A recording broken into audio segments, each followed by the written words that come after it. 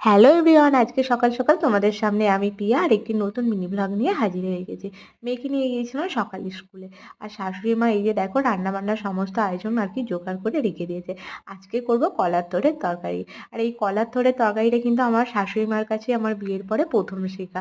আর আমরা মেয়েরা দেখো বিয়ের আগে বাবার বাড়িতে কি আমাদের মায়েরা আমাদেরকে রান্না বান্না করতে দেয়? কখনোই দেয় না। বলবে আমার মেয়ে উনুনের সামনে বসলে হচ্ছে আঙুল লেগে গায়ে হয়তো আর গরম লাগবে, ফোস্কা পড়ে যাবে, মুখ লাল হয়ে যাবে। তো এই সমস্ত ভেবে আমাদের মায়েরা কিন্তু আমাদেরকে রান্না করতে বসায় না। আর বিয়ের পর শাশুড়ি মারা বাবা ঠিক সেই উল্টোটাই। বলবে বৌমা করবে, আমি কেন করব? যাই হোক, আমার শাশুড়ি মা কিন্তু বিয়ের পর প্রথম আমাকে রান্না করতে দিত না। প্রথম আমাকে সমস্ত রান্নাই হচ্ছে তিনি যত্ন করে শিখিয়ে দিয়েছেন।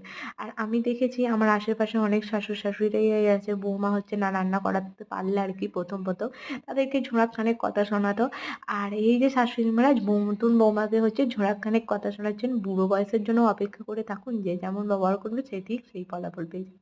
যাই হোক, এই যে দেখো আমার আর কি মোচার থোড়ের তরকারি হচ্ছে মোটামুটি কমপ্লিট হয়ে গেছে। আর একটু জিরে গুঁড়ো দিয়ে নামিয়ে নিলাম। আর তরকারিটা কিন্তু খেতে হয়েছিল সেই হেভি টেস্ট একদম। তারপরে এই যে মাছের ঝাল করব, তো মাছগুলোকে হচ্ছে ভেজে নিচ্ছি।